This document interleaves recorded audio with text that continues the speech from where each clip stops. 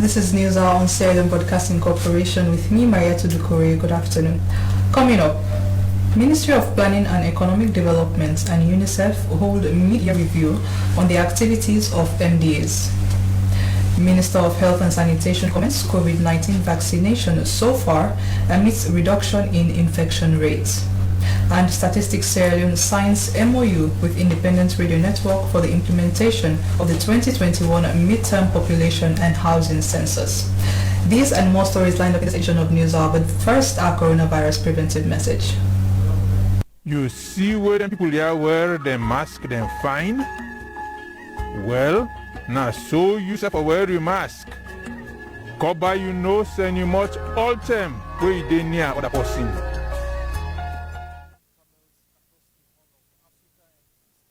Get yourself vaccinated, mask up and stay safe. Commissioner of the AntiCorruption Commission has said the Ministry of Health and Sanitation was increasingly becoming the second corrupt government institution after the Sierra Leone police. Francis Ben-Kaifala made this statement during the signing of a memorandum of understanding between the Ministry of Health and the AntiCorruption Commission to create a framework for sharing information between the two government authorities. Julian Kurma has the full details. Several years ago, it was the judiciary which was considered the second most corrupt in Sierra Leone. For several years, back to back, it is now the healthcare delivery system that occupies that position in the ranking of corruption in Sierra Leone, second only to police. We know that it is a wide sector, it's a huge sector, and because of the large interface between members of the public and the healthcare sector, the same that happens for the police, it is not necessarily the reality that is the most corrupt, but it is perceived to be so. And we all know that we need to do a lot of soul searching in terms of ensuring that such an important sector should not have such a perception hanging over it. In replying to these remarks, the Minister of Health and Sanitation, Dr. Austin Demby, said he welcomed the relationship between his ministry and the Anti-Corruption Commission, and every personnel in his ministry, including him, were now under microscope observation from the Anti-Corruption. And as we look at these fraud, waste and abuse issues, it's not just the big people that we're looking at. Everybody, including myself, I would like to be investigated. I would like to be in the spotlight. If I am involved in anything that's associated with fraud, with waste and abuse, I would like to be persecuted. And so if you start here, it doesn't matter where you are. If you're an ambulance driver, you're asking for fuel for work that you're not supposed to, we'll come after you. Both institutions signed the Memorandum of Understanding to undertake mutually determined and agreed upon moves to contribute in the achievement of their common goals on promoting good governance and effective healthcare services. SLBC News Hour, Julian Kurma.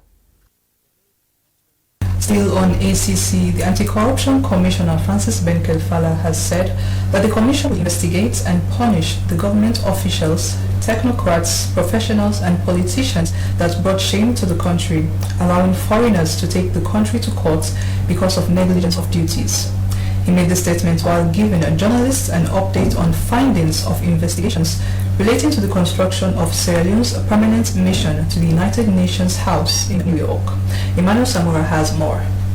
It could be recalled that recently it came to the attention of the public that two people in the United States of America sued the government because of the time spent in the construction of the mission house of the Sierra Leone's permanent representative to the UN. The issue compelled the ACC to probe into the case and sent people to New York to do first-hand fact findings. From their findings, the ACC boss Francis Ben-Kaifala said they discovered that 88% of the project money has been given to the contractor and only 47% of the contract work has been done. Shockingly, he said they discovered that the said house construction started in 2011 and funds for the construction have since been disbursed. The original contract for the innovation, which was signed in 2016, he noted, was $2,500,000, and the money increased in the same year to over $5 million when 2 floors were added to the original plan. Not the recruitment of the contractor, not the process of procurement to ensure that value for money is secured, none of the payments that make up the 88.8% of the money that has been paid to the contractor followed even the terms of the contract itself that was signed. For example, before a payment is done, there has to be an approval by an architect. Mr. Ben Kaifala added that they have interviewed different politicians, diplomats, professionals that are directly connected to the issue from 2011 to date, and have been able to recover $100,000 from other private individuals. The contractor, Ben Kaifala, said did not have the required expertise for the contract and not qualified. One thing is sure. Those responsible for embarrassing Sierra Leone are going to have their day in court.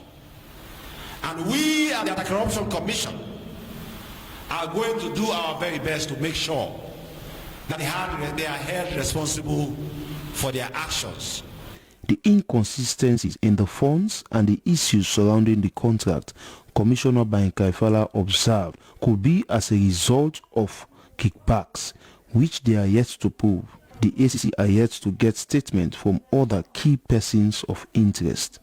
Emmanuel Samra, SLBC, Twitter. In an effort to promote peace and political tolerance among women in the country, Eminent Women Peace Mediator Sierra Leone has engaged traders of the Lumley market in a dialogue meant to bridge the seeming political divide among market women. The discussion was particularly focused on raising awareness to prevent women from engaging in violence during and after elections. Kadiato Kabo reports. Election, not for pull we apart. Politics, not for pull we apart. Conflict is likely to arise in marketplaces as there is strong political division within the sellers. According to a member of Eminent Women Peace Mediator Sierra Leone, engaging market sellers is the starting point in solving conflict, as women's participation in conflict prevention and resolution can improve outcomes before, during and after conflicts or elections. Each marketplace, or in almost all the marketplaces, you have very strong political divisions amongst the sellers. And we want to try to get them to live in harmony, to think Sierra Leone before political parties. Because if we destroy Sierra Leone, there is nowhere now currently as the world is for us to run to. We cannot run anywhere. We're seeing what is happening in other countries. We see what is currently going on in Afghanistan. People are perishing. Speaking with some of the market sellers, they said the awareness is timely as violence at the market has become the order of the day. Well, I'm ready for this kind of thing because we'll never get out. We are happy this sensation came early. We really needed it here. We believe that from now to election period, peace will be among us. If we are in peace, politicians will not use us to engage in violence. Nobody knows what kind of thing we had to say because we all know one language to talk. I don't like because no one can solve my situation. I have learned a lot from the sensitization. This is the first time Eminent Sierra Leone is engaging us on a peaceful discussion. I am happy that they are here because politics is deep-rooted here and we are not politicians, but mere market women. Violence is too much for the market. For educate with the kingdom. We should be educating our children about violence instead of engaging in it. We are market women and we should live in peace and unity. All we need during elections is to vote and wait patiently for the results. Politicians, like when we people they don't cancel today for sensitize we on allow we give their yes. The sensitization from market women will continue in different markets as society cannot be considered peaceful when certain groups within its experience targeted and ongoing forms of violence and discrimination. For SLBC, Kadiatu Kagbo reporting. The Ministry of Planning and Economic Development and the United Nations Children's Fund have organized a media review meeting. The review looked at the progress made by MDAs in implementing activities outlined in the annual work plan, challenges encountered and accelerating results for children and the way forward. Emmanuel Samuel reports. The review featured 9 MDAs like the Ministry of Basic Education, the Ministry of Social Welfare, Ministry of Health, among others, who presented the activities they had implemented. From their presentation, it shows that all the MDAs have completed 75% of the activities. UNICEF country representative Dr. Suleiman Braimo said despite the success made, more children in the country are living in fully insecure households and experiencing multiple problems. He called on them to continue to be efficient in ensuring no child left behind. Look closely at how to continue to be efficient and effective in ensuring that no child is left behind as we move forward with our work. That is the purpose of this media review. Giving an overview, UNICEF Deputy Country Representative Liv Ellen Indrinten said Sierra Leone is the top of all African countries when it comes to exclusive breastfeeding, but said despite the success in breastfeeding, the situation of women and children in the country is still deplorable. 82% of primary school-aged children attend school. For every 5 students who enter primary school, only 1 student actually completes their last year of senior secondary education. Deputy Minister of Planning and Economic Development, Reverend Dr. Jonathan Titus Williams, said their ministry is more than committed to improve the welfare of children to ensure that no child is left behind in promoting developmental projects. The Ministry of Planning and Economic Development continues to work hard, to work tirelessly to ensure that the government of His Excellency the President, retired Brigadier Julius Marabio, pay close attention to each of the 7 dimensions: water, sanitation, nutrition, education, health, shelter, and information outlined in the UNICEF 2019 multi-dimensional child poverty report. He added that they have successfully piloted the District Development Committee and have increased the number of examination centers for NPSC children in Falaba district, which made the district to do well in this year's NPSC. Reverend Dr. Jonathan Williams said he is optimistic that the mid-year review will come out successful and will help to carefully highlight the successes and challenges of their intervention that will help them plan well for socio-economic development and poverty eradication in the country. Emmanuel Samuel, SLBC Freetown. Sierra Leone ranks among countries with the highest rates of child and maternal mortality in the world. Figures from the Ministry of Health reveal that over 19% of babies and women die at childbirth every year. This is blamed purely on the shortage of medical professionals to deal with the issue. But as Ibrahim reports, the University of Sierra Leone Teaching Hospital has commenced the first postgraduate training for obstetricians, gynecologists and pediatricians at the Oladirin Children's Hospital in Freetown.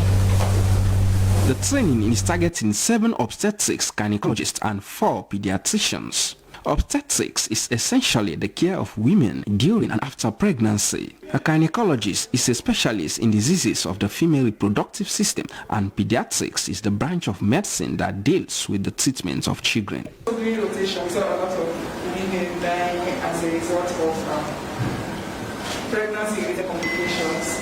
I decided after my first job that I will come to CNH. Most people don't know to come to this facility with this age because of all those. And I even applied for the exam immediately in April, but then because of the COVID-19, they extended the exam to October. By then, I just had a baby, but I said, no matter what, I'm going to take this exam and successful. The training is part of a $3.5 million project meant to boost the medical sector in the form of capacity building for doctors and provision of modern medical equipment. It comes mainly under the support of the government of Sierra Leone, Freetown City Council and Mamapikin Foundation. Currently, after they do their house rotations, they send some of them away because we don't have that training in Sierra Leone. In the past, they will send them to Ghana, Ethiopia, Kenya, or some of them leave and go to the US and the UK to study to become specialists. So now we have our own program in obstetrics and gynecology for pregnant women and pediatrics for children in Sierra Leone, so our doctors no longer have to leave the country. Sierra Leone medical sector suffers from acute brain drain in areas of obstetrics, gynecology and pediatrics and other specialties. Most Sierra Leonean doctors usually refuse to return to the country when they go for postgraduate training abroad. Hence, the need to commence in-country training of doctors is highly essential. But we wanted to train people who can go out and work and save the lives of our people. If you then decide to get an academic, you can then come out and do a fellowship, or then we will confirm the fellowship after a few years of work and after you would have published some publications.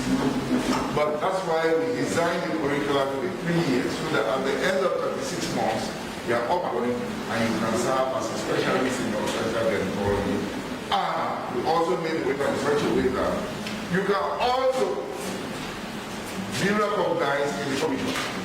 Maternal mortality remains very high. Figures from the Ministry of Health reveal that over 90% of babies and women die at childbirth every year in Sierra Leone. About 295,000 women die during and following pregnancy and childbirth every year around the world. Sub-Saharan Africa alone accounted for roughly 196,000 of maternal deaths according to the World Health Organization. SLBC News, Suribem reporting. To discuss more on this novelty in the medical sector, Country Director of Mamapikin Foundation, Liane Risk, spoke to Dr. Macaulay and Sheikh Ismail on a sister program, Good Morning Sierra Leone. That has been in discussion for almost 11 years, since 2010. Ministry of Health wanted to make sure that we can address this looming rate of maternal mortality and child and infant mortality in Sierra Leone, which has plagued us as a country for many years. But unfortunately or fortunately, it is now that the program has begun and launched, and we're very proud of what we were able to accomplish. This is not just the Mamapikin Foundation, but also in partnership with the Ministry of Health, with Freetown City Council and the Mayor of Freetown, and of course with the hospitals themselves, PCMH and Oladurin Children's Hospital.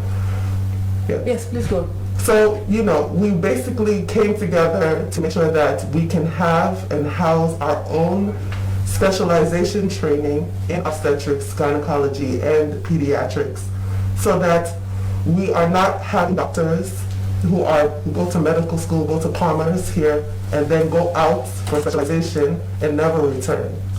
Because as of now, before this program, there was only about 10 doctors in both the fields of gynecology and pediatrics in the country, in the entire country. So when we have issues or complications that come up during pregnancy, labor, or after childbirth, in order for you to get to see a specialist, it takes a long time. The capacity is very, very low, while the demand is very high. So this is an effort to address those issues. As you said, we've commenced yesterday. As of yesterday, September 1st, we're very excited.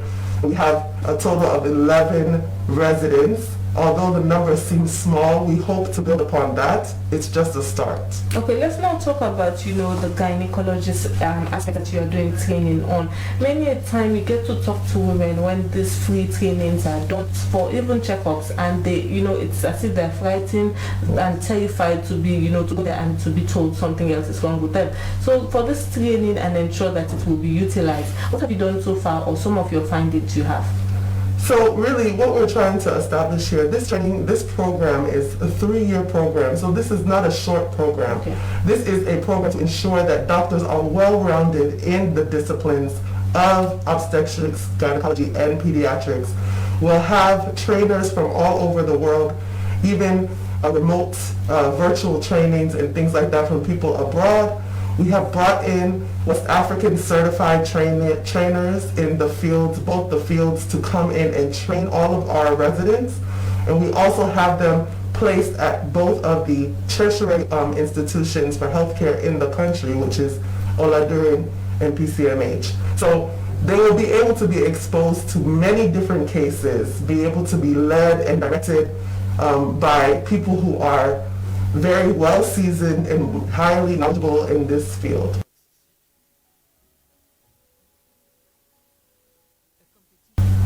That was Country Director of Mamapikin Foundation at Lian Risk.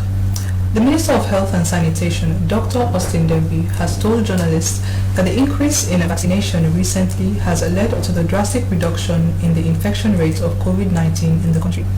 He revealed this during the official handing of the Johnson & Johnson vaccines to the people of Sierra Leone by African CDC with its development partners. Joseph Toure reports. The African Union and the African Center for Disease Prevention and Control, it is my honor to hand over the first shipment of the Johnson & Johnson vaccine to the Republic of Sierra Leone. Through the Honorable Minister of Health and Education, Dr. Austin Demby. The official handing over of the Johnson & Johnson COVID-19 vaccines was a step that ushered confidence to the health sector in the fight against the virus. It could be recalled that Brussels Airlines on the 1st of September this year shipped in about 52,000 doses of the Johnson & Johnson COVID-19 vaccine donated by Africa CDC. For the Africa Union CDC representative, the gesture was one of many to come. Abbott is pleased to announce the shipment of this particular 52,800 doses of Johnson & Johnson single-shot vaccine. Needless to say much about the uniqueness of this vaccine. The single-shot vaccine, definitely, the storage temperatures are also well within what we can easily accommodate. WHO boss in Sierra Leone described vaccines as the most powerful tool in responding to the disease. Once again, we'd like to emphasize that vaccines are the most powerful tools against COVID-19 and indeed other diseases. Johnson & Johnson vaccine is highly effective and it is safe, and it will make a big difference in the fight against the COVID-19. Chairman Nakovac noted that their focus now is on vaccination amid the promotion of COVID-19 preventive messages. Minister of Health Dr. Austin Demby was confident that with the amount of vaccines available, decentralizing vaccinating a large scale of the population is possible.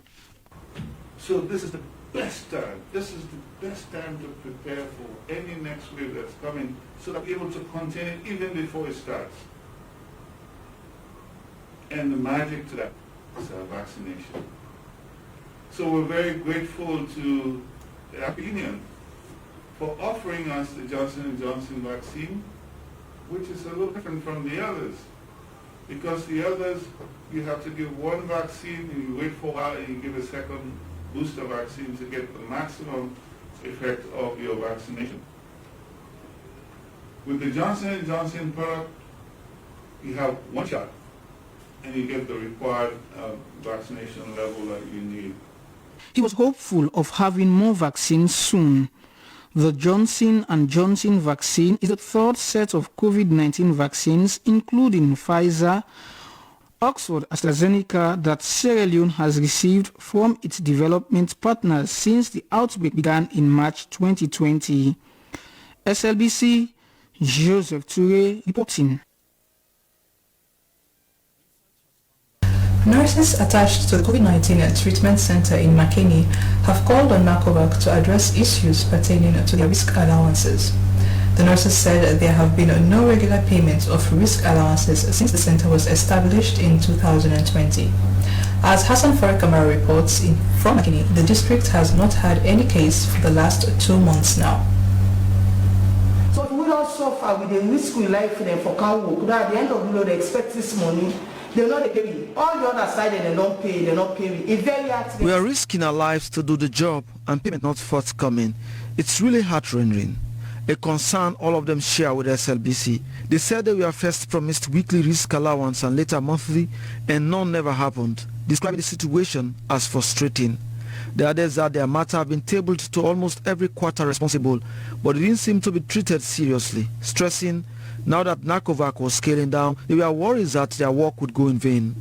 Dr. Mohamed Sheku, Medical Superintendent, Regional Hospital Makeni. And we don't prepare a backlog list. We have prepared the backlog list and forwarded to the case management pillar of NACOVAC, and I'm certain it must have been submitted to the agency responsible for payment. It's a matter of time, but it's long overdue. Responding, the coordinator Diko Vagombali Alhaji Mohamed Mugambo Siafa said as a district they were aware of the concerns and frantic efforts have been taken. He added that negotiations were ongoing and he believes that the issue will soon be addressed. As he encouraged them to be patient and remain resilient in the fight, he said what happened was not intended, but related to unseen circumstances. Now, because of a little bit of delay on, we therefore look at the BIBA. It's due to some delay on the processing of documents. As soon as possible, their monies will be ready. Some have started receiving theirs. Some don't begin to receive the alert, some don't begin to receive the something at the bank. For Newser, Hassan Farekamara reporting from Makeni.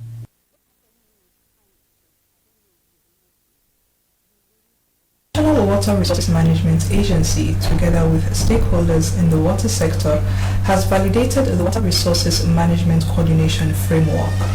The framework is designed to create a platform for improved coordination towards sustainable and efficient management of water resources. Emmanuel Samara witnessed the opening of the meeting and compiled this report. Seated are members of ministries, departments and agencies that directly or indirectly deal with water resources in the country. They are here to validate a water resources management coordination framework document that aims to ensure proper and sustainable management of water resources. It is no secret that the current situation along river banks and the indiscriminate destruction of catchment areas in the country is worrying. The indiscriminate destruction of water catchment areas is seen as a contributing factor to the destruction of the entire water bodies in the country. Director General of the National Water Resources Management Agency, Junisa Patrick Bangali, admonishes participants that if they wanted to see change, they have to condemn the destruction and depletion of water catchment areas. Restoration has so many facets to it. You can restore by planting trees that have been cut off. You can also restore by other means. It's a sad reality that in fact we have so many people who are constructing houses illegally in the catchment areas. But as I said, it's a concerted effort. Everybody must come together. Upon validation, the Water Resources Management Coordination Framework is expected to harmonize the wash sector and other environmental policies to include water resources management in the promotion of catchment protection and restoration activities. Emmanuel Samora, SLBC Freetown. to engage the services of the Independent Radio Network for the airing of jingles and facilitation of live discussions for the implementation of the 2021 midterm population and housing census. Statistics Sierra Leone has signed a memorandum of understanding with the Independent Radio Network and 30 other radio stations across Sierra Leone. Julian Koroma has the details. The collection of accurate census data is not an easy task, according to the Statistician General, Professor Usman Sankor, as it involves proper sensitization of the public before, during, and after the census data collection. For this reason, Statistics Sierra Leone has invited media practitioners to witness the signing of a memorandum of understanding between the two institutions. Because we have a mandate by the Act of Parliament to disseminate information. But can we do it all by ourselves? No, completely we can't. And so if that dissemination requires going to the last individual in the village, and we cannot, although DSG informed you that we have offices across the country, but we may not be able to go and reach that person, and we may not be able to do that effectively. So the best we could do is to look for a partner who can help us cover that part of the bridge.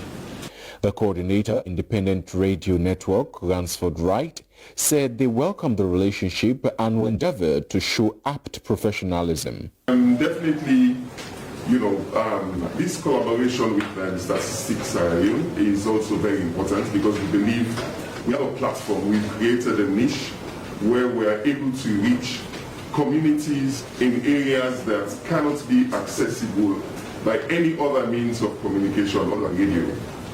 And we believe that radio is very important and it can play a significant role in terms of disseminating information to remote communities. Along with the Independent Radio Network, Statistics Sierra Leone has also signed with 39 other radio networks across Sierra Leone to be able to reach the vast end of the country. SLBC News Hour. Sierra Leone Police has, in a news conference, informed journalists on the recent happenings in the police, ranging from the crime rates in different parts of the country and the reinstatement of ranks that were de-established in 1993.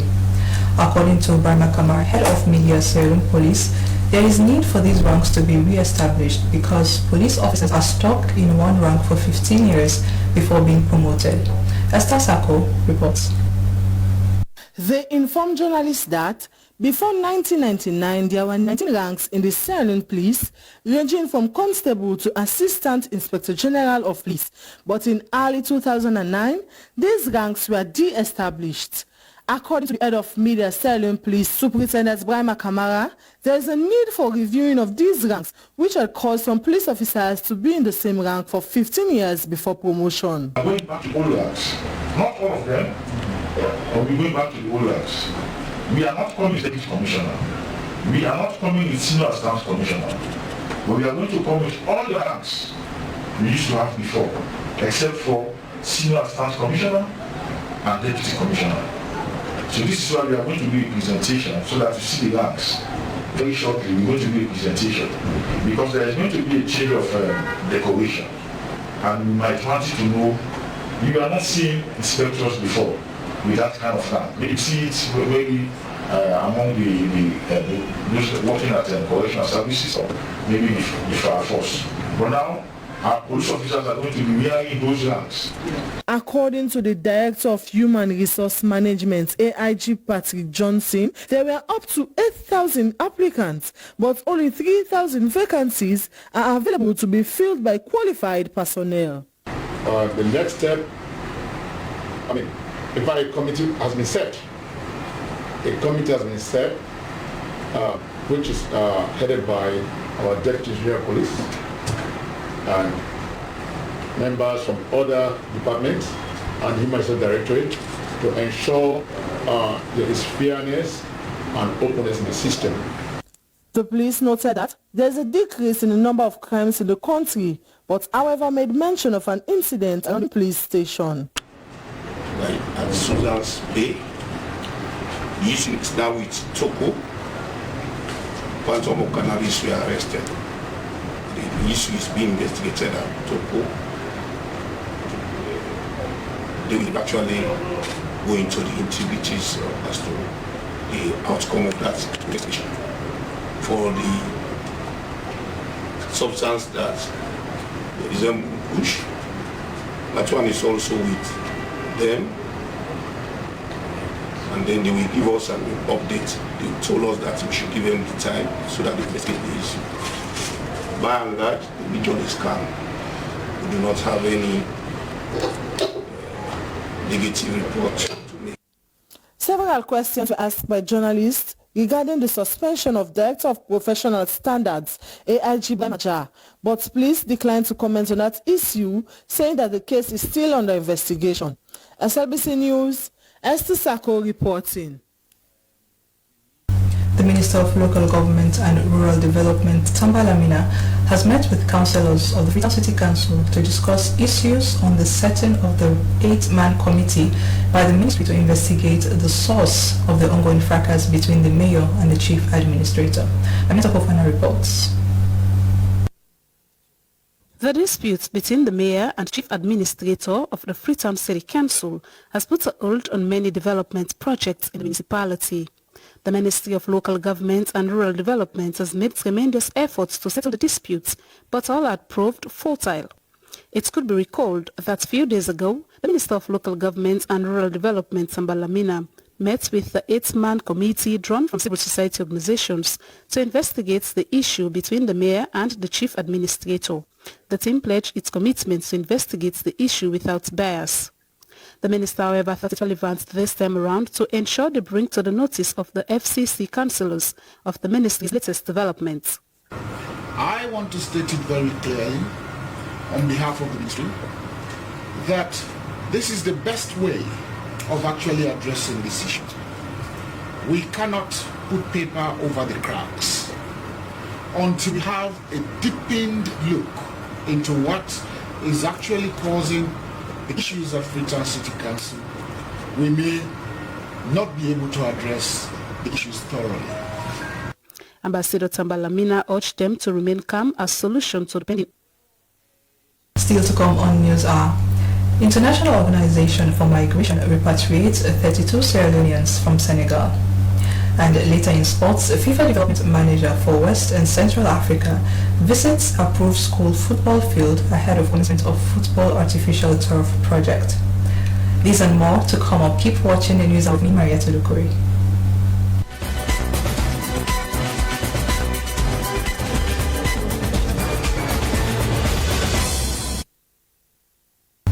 Welcome back. This is SLBC News Hour and you're watching News Hour with me, Maria Tudukuri. 32 Sierra Leoneans duped online for jobs in Senegal have been repatriated from Senegal by the International Organization for Migration, IOM, to Sierra Leone. The victims were said to have been recruited with agents in Sierra Leone and Guinea and are said to have paid about $1,000 for jobs ranging from welding to construction, agriculture, security and mechanical, with salaries in the range of $500 to $800. Zuleto Hamid has the reports. In July, the Sierra Leone Embassy in Senegal, led by His Excellency Ambassador Alhaji Brahima Elvis Koroma, paid a visit to the men's location in the region of Fes. 7 of the online job scammers were arrested and detained by the Senegalese police in Fes. The embassy engaged the International Organization for Migration for possible repatriation of the Sierra Leoneans. Their cases were looked into and profiled for repatriation, whilst the Sierra Leone Embassy prepared emergency travel certificates for those without passports. Abdul Karim Kamara, one of the 32 victims, told the ambassador that they were made to believe that the jobs were real. He said the scammers shared with them Excel documents that bore various jobs that included welding, construction, agriculture, security and mechanics, with a promised salary of $500 to $800 United States dollars a week. The victims said they were made to undertake an orientation where they realized at the end it was all a scam. The police was informed and several of the alleged scammers were arrested.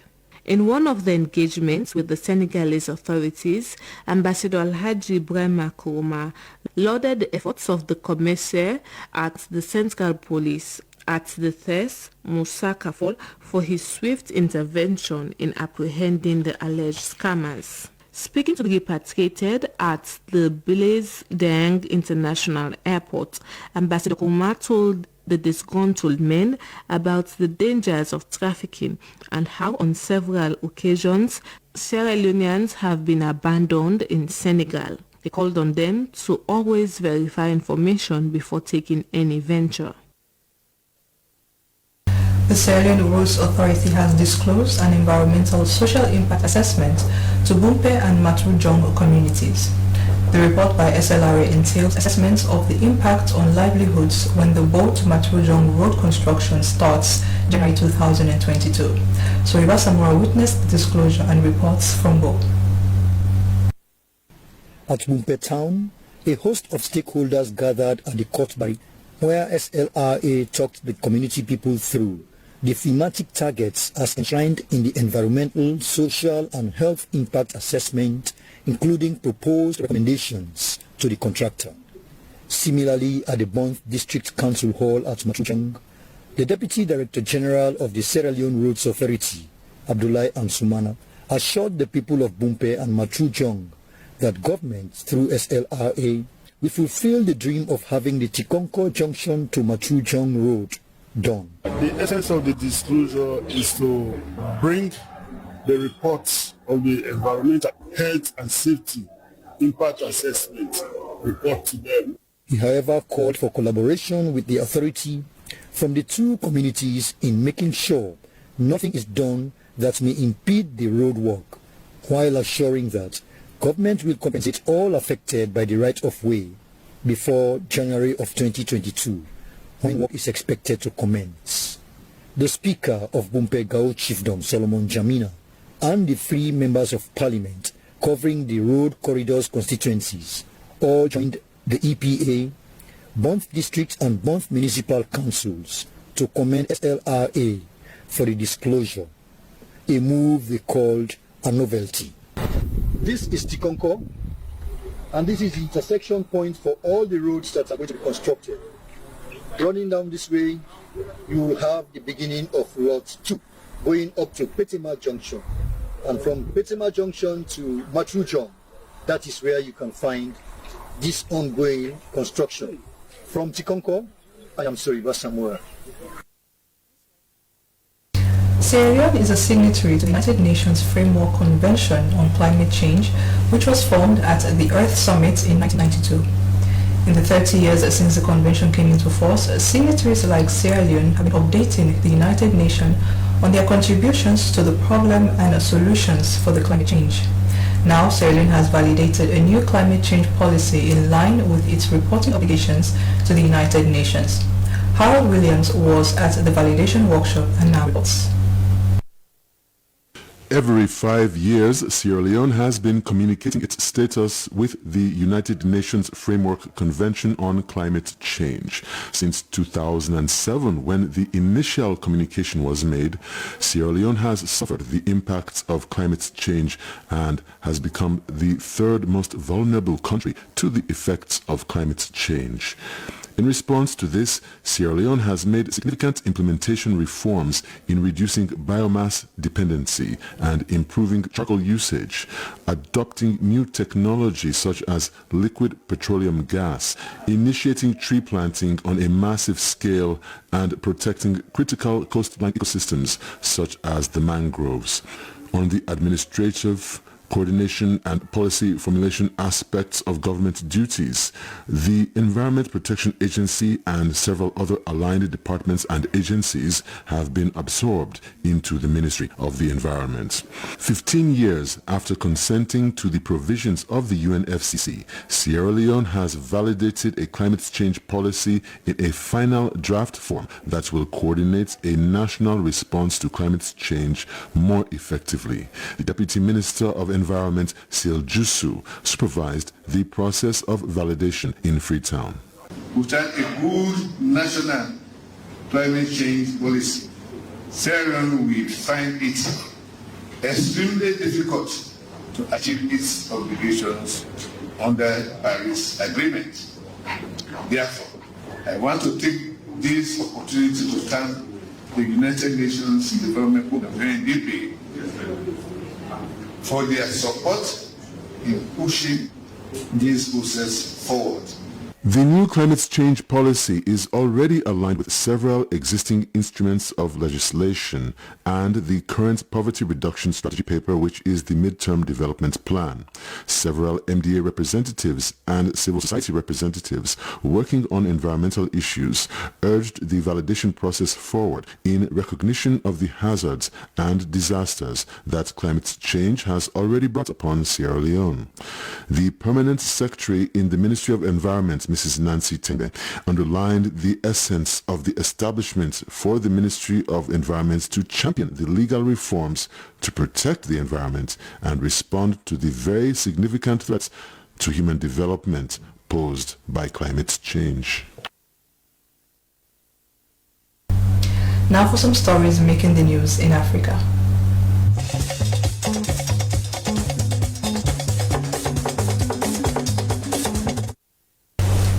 The Environment Minister of the Democratic Republic of Congo has reported that nearly 4,500 people have fallen sick in the south of the country following a toxic leak from a diamond mine in neighboring Angola. Eve Bazaiba said 12 people had died. She said the DR Congo would ask for reparations for the damage caused but did not specify an amount. There has been no response so far from the mining company. Last month's leak from the reservoir containing heavy metal byproducts caused a river to turn red, killing fish, hippos, and other animals. 5 girls among dozens of students abducted from a secondary school in the northern Nigerian states of Zamfara have escaped from captivity. Gunmen attacked their school in Kaya, Maradun town on Wednesday and seized more than 70 students, most of them girls, and a senior member of staff.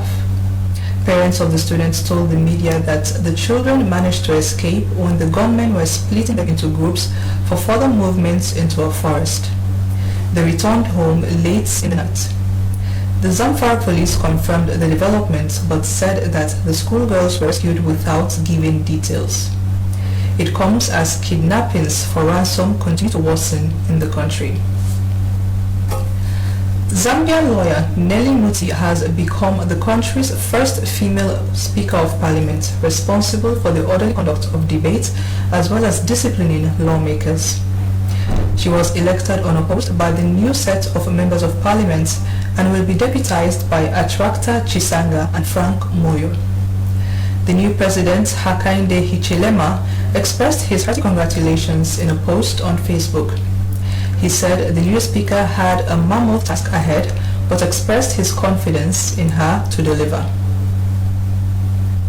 Let's now go over to John, our entertainment desk.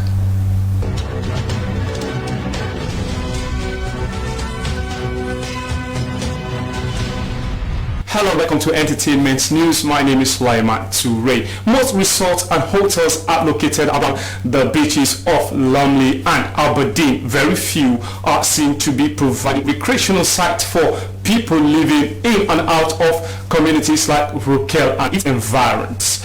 It is against this backdrop that Engineer Sir Mamadou Sewa has opened a new recreational center in Rokel community. This edifice has already provided jobs for more than 10 young people and recreation for residents of the Rokel community. Opening the Nimiyama Hotel, the Chief Executive Officer, Engineer Sir Mamadou Sewa, said he dreamt of boasting Rokel community stemmed from 10 years ago. This masterpiece has a touch of African designs, and its rooms from sight will tell that how comfortable and secure it is. And now for international arena of entertainment and most definitely the BBN Shine Your Eye season. Sasuke is most definitely not surfing on who to date. Cross, well, we know is a kind of player, but he seemed serious about winning Sasuke's heart. Former J. Paul is not forward on his move to date the African beauty. Well, earlier we have seen Sasuke kissing J. Paul, but that will not mean too much as many see it as teasing cross. She has answered to Ibuka as that she is liking the fact that both men are chasing after her. On a sad note, one of Rwanda's most famous rappers, J. Paul, has died at the age of 33 in a hospital in Kigali. The artist was in jail awaiting trial on drug charges and was rushed to a hospital on Thursday as he fell ill. We'll bring you a profile of the late man in our subsequent programs. Well, that's all we have for entertainment news. My name is Sulaiman Toure. Thanks for watching. Now for the latest updates in sports.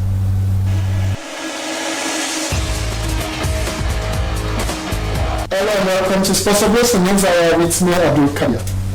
FIFA Development Manager for Central and West Africa, Ella Aji Diop, together with the Sierra Leone Football Association, has inspected the approved school site, which is aimed at the development of the artificial turf project designed by the SLFA to give a facelift to football in the country. On the international scene, England had a stunning second half win in their World Cup qualifying. England sealed their position of power in pursuit of a place at next year's World Cup with a hugely impressive 4-0 victory over Hungary. The match was absolute delight for the Three Lions when they came in the second half. They had an absolute stunning.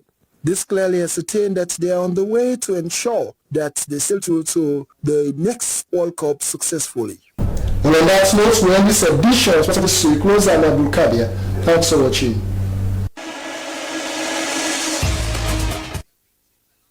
Thanks for our entertainment and sports desk. To end the news, the main points again. The Ministry of Planning and Economic Development, in collaboration with the United Nations Children's Fund, has organized a media review meeting to assess successes and challenges in implementing activities outlined for children. The Minister of Health and Sanitation, Dr. Austin Demby, has said that the recent increase in vaccination has led to the drastic reduction of infection rates of COVID-19 in the country. And Statistics Sierra Leone has signed a memorandum of understanding with the Independent Radio Media Network for implementation of the 2021 midterm population and housing census. The MOU is meant to engage over 30 radio stations to air jingles and live radio discussions across the country. Thank you for watching and stay tuned to your public broadcaster, the SLBC. You can. I've been Marietta Bukuri. Salam alaikum.